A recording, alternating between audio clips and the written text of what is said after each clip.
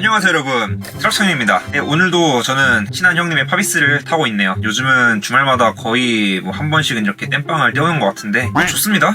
돈 버는 거잖아요. 제 차는 제 차대로 돌아가고 있고 저도 이렇게 돈 받고 기사를 타고 있으니까 꼭 먹고 알 먹고 아주 좋죠. 막상 이렇게 다른 사람의 차에 기사를 타고 있으니까 제 처음 시작할 때 생각이 나네요. 그래서 오늘은 한번 추억팔이 겸 제가 처음에 어떻게 해서 화물 운송업 트럭커의 길을 걷게 되었는지 한번 썰을 풀어보도록 하겠습니다.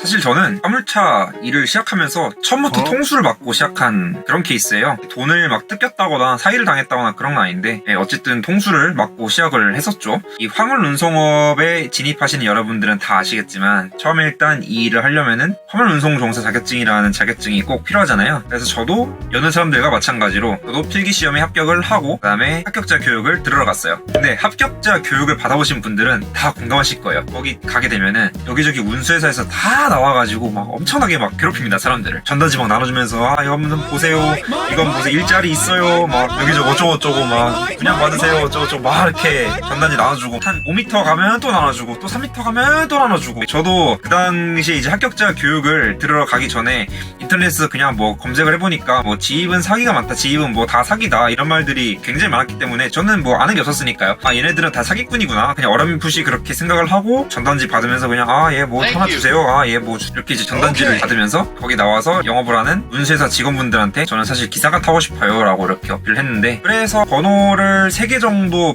교환을 하고 합격자 교육을 마치고 집에 갔죠. 연락을 해보니까 어느 한 군데에서는 바로 5톤차를 투입할 수가 있다, 근데 나한테 500만 원을 내래요. 이게 뭔 소리지? 하면서 저는 그냥 월급 받고 기사 타려는 건데 이게 뭔 개소리일까, 뭐 원래 다 그런 거래요.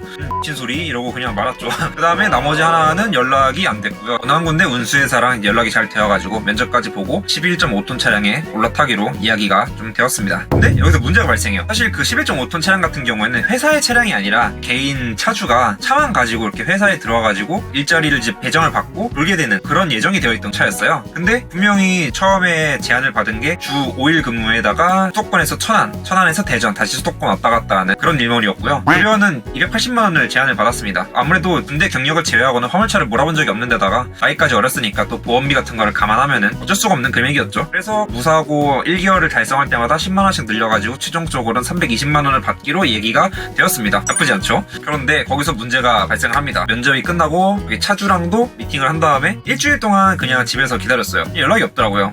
연락이 안 오네 하면서 잘 되고 있는 거 맞나 싶었고 일단은 기다렸습니다. 그랬더니 차주한테 연락이 오더라고요. 내일 뭐 군포 어디로 오면 된다 그래가지고 오케이 드디어 일을 시작하는 거구나 하면서 설렜죠. 이 일 같은 경우에는 차숙을 해야 된다는 걸 알고 있었기 때문에 가방에 뭐 세면도구랑 각종 옷까지 뭐 속옷 이런 것들을 다 챙겨가지고 군포로 향했습니다. 근데 좀 뭔가 이상한 거예요. 간단하게 차량을 이렇게 설명을 받고 인도를 받고 일을 했는데 미팅 때 얘기를 들었던 거랑은 완전 다른 거예요. 면접을 볼 때는 수작업이 없고 그 다음에 중장거리 고정 코스 근무에다가 주 5일 동안 차수, 나머지 이틀은 이렇게 집에 가서 휴무인 걸로 이렇게 얘기가 됐었거든요. 원래 뭐 화물 일이라는 게 뭐 그때그때 잘할 수도 있는 거니까 하면서 일주일 정도 더 타보기로 결정을 했습니다. 그래갖고 군말 없이 그냥 탔어요. 이건 좀 아닌 것 같은 거예요. 분명히 수작업이 아예 없다고 했는데 경동택배는 기업 물류이기 때문에 일반 택배로 가지 못한 어떤 그런 무거운 짐 위주로 되게 많이 갑니다. 예를 들면은 제가 나른 것 중에는 철제 책장, 벤치프레스 뭐 이런 것들이 있었어요. 그거를 실어줄 때는 그 상차지에서 실어주는데 내릴 때는 제가 수작업으로 내리라는 거예요. 이게 맞는 건가 싶으면서 그때부터 의아하기 시작했죠. 그리고 노선도 원래는 수도권에서 천안, 대전 갔다가 다시 수도권으로 올라오는 그런 코스였는데 계속 달라지는 거예요. 새벽 3시에 갑자기 전화가 와가지고 갑자기 어디로 가래요. 그래갖고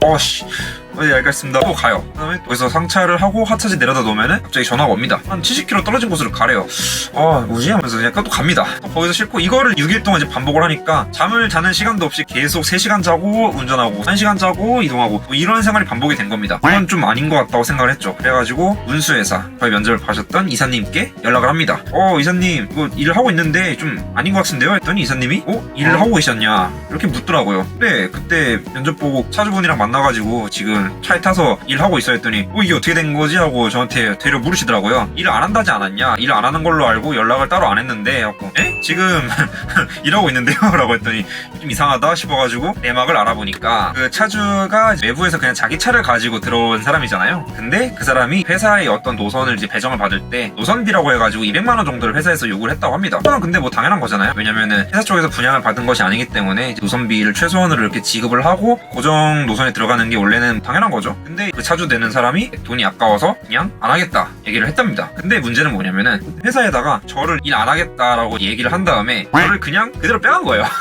그러니까 저한테 전화를 했는데 일 안 하고 싶다라고 해갖고 다른 기사로 내가 알아서 구해볼게 하고 그냥 그대로 나갔는데 그 와중에 저 연락처를 알고 있었으니까 저를 그냥 그대로 빼나간 거예요. 그래가지고 자기가 돈 안 들이고 들어갈 수 있는, 사실상 힐을 안 주고 들어갈 수 있는 자리는 안 좋은 자리라는 거죠. 힘들고 고되고 돈은 그거에 비해 잘 안 되는, 돈 주고 들어갈 가치가 없는 그런 이제 자리이기 때문에 돈을 안 받는 거겠죠. 그런 데서 넣어놓고 저를 완전히 그냥 뺑뺑이를 돌린 겁니다. 그래갖고 경동택배 새벽 배송을 4군데를 하고 사이사이에 그 차주가 코를 잡아가지고 저한테 이제 전달해주는 거를 그걸로 띄웠던 거예요. 저는 그걸 몰랐어요.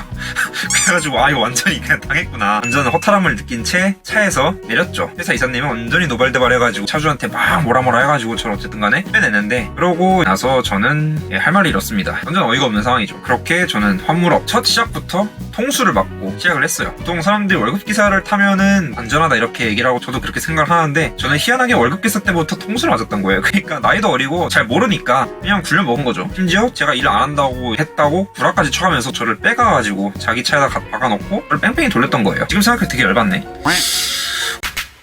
어쨌든 그렇게 돼가지고 그 회사의 이사님과 만나가지고 식사를 하면서 이사님이 이렇게 제안하셨어요. 차라리 네가 차를 타는 게 아니라 그냥 회사에 한번 입사를 하는 게 어떠냐. 입사해갖고 현장 관리도 배우고 그 다음에 이제 분양도 배우고 영업도 하고 저기 스페어도 이렇게 타고 월급이랑 그 인센티브도 챙겨주겠다. 그래가지고 저는 그 당시 할 게 없었던 터라서 좋습니다 해가지고 그렇게 운수회사에 입사를 하게 됩니다.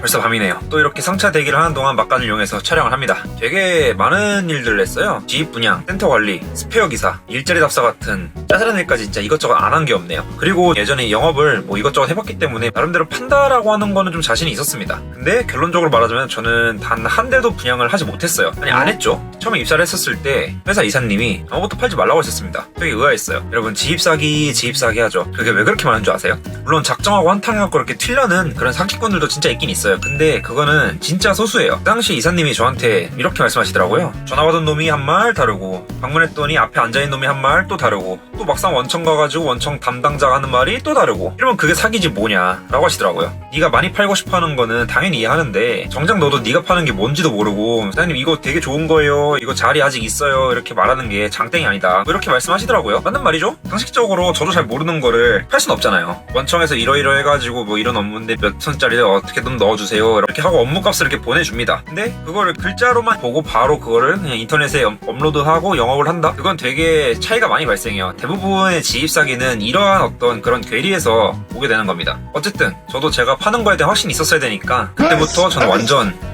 스파르타식 교육에 들어갔죠.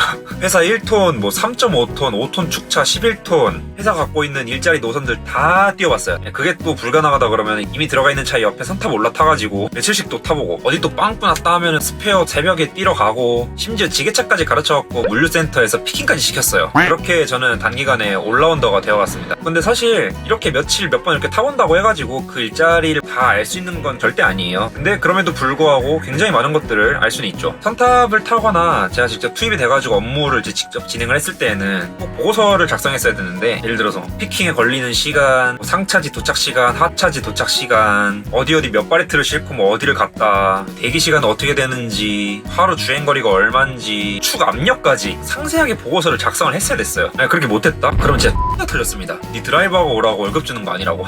쿠팡, 대상청정원, 뭐 CJ, 이마트, 뭐 GM 대우, 보세운송 하다못해 콜바리까지 이것저것 진짜 별걸 다 했네요 진짜. 그렇게 힘든 2019년이 끝나고 이제 2020년이 됐습니다. 이제 슬슬 제가 확실하게 아는 거에 한해가지고 이제 조금씩 영업을 해도 된다는 사인을 받았고요. 이제 한번 해볼까 이렇게 했는데 코로나가 터졌습니다. 그래갖고 예정되어 있던 화물운송종사 자격증 시험이 싹 다 취소가 됐어요. 망했죠. 새로 일자리를 구하실 분들을 찾을 수가 없게 된 거예요.